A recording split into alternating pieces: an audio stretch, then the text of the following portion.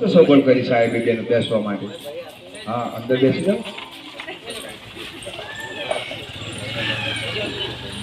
ચાલો ચાલો, બહુ સરસ, બહુ સરસ. માન્ય શ્રી શાળાના આચાર્ય સાહેબ, સ્ટાફગણ બહેનો, ગામમાંથી પધારેલા આગેવાનો, બહેનો, માતાઓ અને વાલા બાળકો, આજનો આ કાર્યક્રમ તમારી શાળાની અંદર, તમારા ગામની અંદર સ્વચ્છ ભારત મિશન ગ્રામીણ અંતર્ગત, એટલે કે આપણા ગામમાં, આપણા શેરી મોહલ્લામાં, આપણી શાળામાં, આપણી આંગણવાડીમાં સ્વચ્છતા જળવાય, જ્યાં ત્યાં ગંદકી ના થાય, ઘન કચરાનો, પ્રવાહી કચરાનો યોગ્ય જગ્યાએ નિકાલ થાય, ખાડા ખાબોચિયા જ્યાં ત્યાં ભરેલા હોય તેનો નિકાલ થાય, ગંદકીથી આપણે બધા બચી શકીએ. આવા બધા વિષયોને લઈને સુંદર મજાનો એક સ્વચ્છતા અભિયાનનો કાર્યક્રમ લઈને આવ્યા છીએ. ત્યારે આપણે બધા વાતો કરવાની નથી છોકરાઓ, આપણે બધા ભારત માતાના સંતાનો કહેવાઈએ, ભારત માતાના પુત્રો કહેવાઈએ. સૌથી પહેલા ગાડીને એકવાર ભારત માતાની જે બોલાવી કાર્યક્રમની આપણે શરૂઆત કરવાની છે. તો બોલો ભારત માતા કી. રંગલાભાઈને જુઓ છે ને, રંગલાભાઈને બોલાવીએ, તમને જ્ઞાન સાથે ગમત આપશે, પેટ પકડીને હસાવશે, પણ તમારું પેટ પકડજો, આ બાજુવાળાને ના પકડતા. એ આવે છે, આવે છે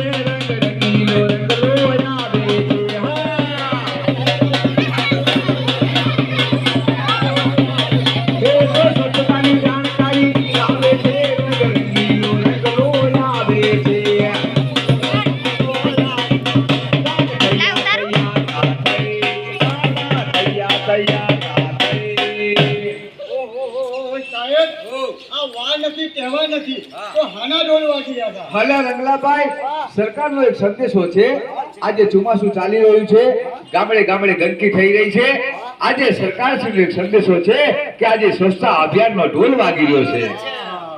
રંગલાભાઈ, આવો આવો, તમે આ ગામમાં આવ્યા તો ખરા, પણ આ બધું તમે હું લઈને આવ્યા છો? સાફ સફાઈ કરવા માટે આવ્યા છો.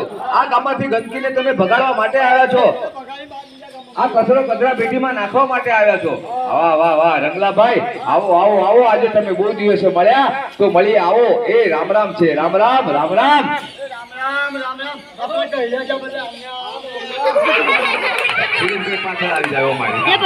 રંગલાભાઈ, આટલી બધી બોલી સંખ્યામાં મેં તમને કહ્યું, કે મેં તમને કહ્યું આવો, રામ રામ છે, રામ રામ. અને તમે કહો છો કે આપણા બાપ દાદા ગયા બધા ઓમ ને ઓમ, ઓમ ને ઓમ. આમાં મને ખબર ના પડી. એટલે સાંભળો, સરકારશ્રીની યોજના વિશે આપણે જોડે પીપીટી એક નાટ્ય દ્વારા ભવેલો સમજૂતી આપીએ છીએ. કોઈને સમજણ પડતી નથી તો આપણે કહીએ કે એમને આપણે જવાના.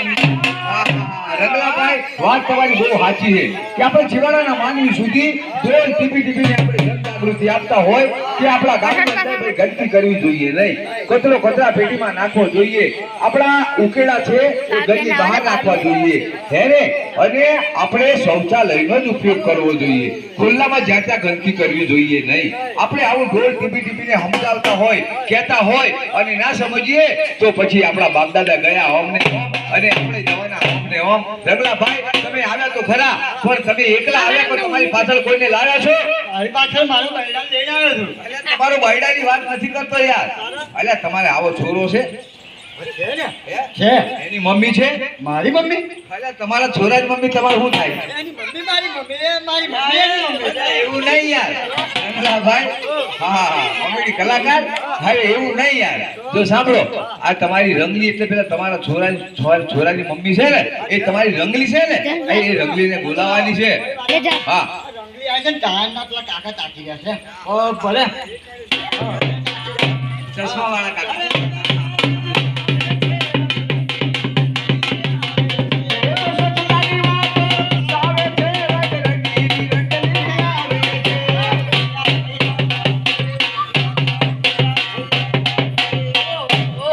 હું તો આવી ગઈ છું. અરે રંગલા, આ ગામની અંદર તે મને શા માટે બોલાવ્યું છે? માટે હા. એક સ્વચ્છતા અભિયાન છે. હા. જાગૃત કરવાના બરાબર છે. ગામમાં સાફ સફાઈ હા. રાખવાની છે. જ્યાં ત્યાં ગંદકી કરી હા. એ માટેનું આપણે એમને એક નાચ ડાયરા સમજૂતી હા આપવાની બરાબર છે. અને રંગલા તમને બીજી એક વાત કહું, જો અરે લીલો કચરો અને સૂકો કચરો આપણે અલગ અલગ નાખવાનો છે. અરે લીલો કચરો એ સૂકો કચરો અલગ અલગ કચરા પેટીમાં નાખવાનો છે. અને બીજું તો કેવું છે, જો આપણા ઘરમાં, આપણા પાનિયાળામાં, આપણા રસોડામાં, આપણી સ્કૂલની અંદર જ્યાં ત્યાં ગંદકી કરવી નહીં. જો તમે જ્યાં ત્યાં ગંદકી કરશો તો આપણે રોગના ભોગ બનીશું. હા. અને ખુલ્લામાં સંડાસ પણ જવાનું નહીં. આપણા ભોગીના ભોગી બને છે રંગલા.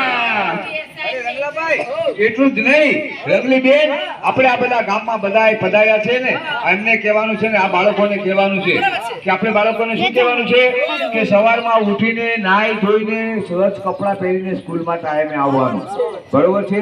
પછી એક આપણે સૂત્ર અપનાવવાનું છે.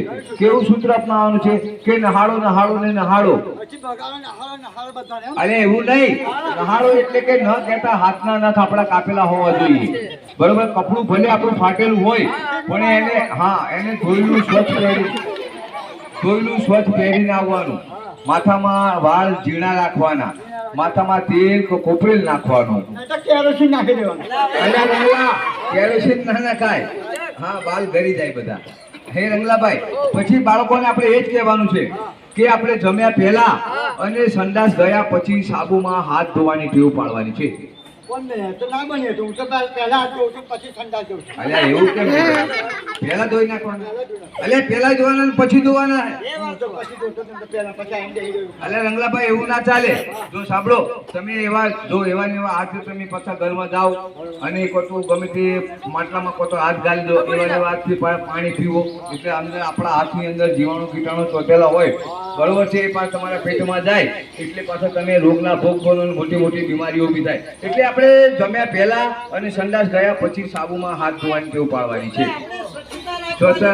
અને રંગલાભાઈ, બીજી એક વાત શું કરવાની છે કે આપણે દરેકને કહેવાનું છે કે આપણે ખુલ્લામાં ગંદકી કરવાની નથી. આપણે સંડાસનો જ ઉપયોગ કરવાનો છે. કેટલા જણા શૌચાલયનો ઉપયોગ કરે છે? આગળ ઊંચી કરો. બાકીના બધા ક્યાં જાઓ? ખુલ્લામાં જાઓ છો ને? તો સાંભળો, તમે બધા ખુલ્લામાં જાઓ, બરોબર છે. ધ્યાનથી સાંભળજો. તમે ખુલ્લામાં જાઓ એટલે તમે કોઈના વાડામાં, કોઈના નેળિયામાં, કોઈના ખેતરમાં, જાહેર રસ્તામાં, આ શાળાના ગેટ આગળ આવી ખુલ્લામાં તમે ગંદકી કરો તો તેની પર માખી બેસે, મચ્છર બેસે. એ માખી પાછી ત્યાંથી ઉડતી ઉડતી તમારા ઘરે આવે. તમારા ઘરે ભાવતું ભોજન બનાવ્યું હોય, તમે જમવા માટે બેઠા હોય, એ માખી ઉડી આવીને પાછા તમારા ભોજન ઉપર બેસે, એની પાંખોને ખંખેરે, જીવાણુ કીટાણુ મૂકે, તમે દેખી શકતા નથી. અને એ ભોજન તમે રંગલાભાઈ જમો તો કેવું લાગે? મીઠું મીઠું. અલ્યા રંગલા, મીઠું મીઠું ના લાગે. આ ગામમાં મોટા મોટા રોગચાળા અને મોટી મોટી બીમારીઓ ચાલુ થઈ જાય એને.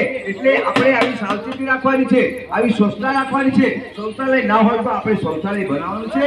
આપણે જીવવા માટે બનાવવાનું છે, આપણા ઘરડા માટે બનાવવાનું છે. એના માટે સુંદર મજાની ગીત બનાવી છે.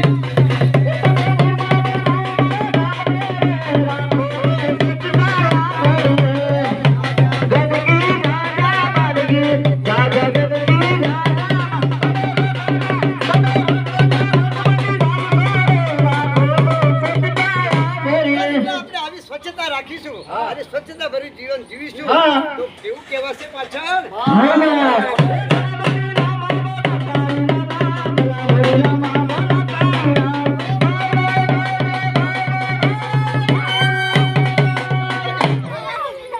એ દાળ ખાધા ને ભાત ખાધા. અરે દાળ ખાધા ને ભાત ખાધા. ઉપર કાચું કાચું રેડ્યું. અડધી રાતનો મિસ કોલ થયો અને પહેલાનો કદી ચાલો મિત્રો, તમે તમારો કિંમતી સમય ફાળવીને અમને સાથ સહકાર આપી અમારા કાર્યક્રમને નિહાળ્યો. બધાનો ખૂબ ખૂબ આભાર. જય હિન્દ, જય ભારત.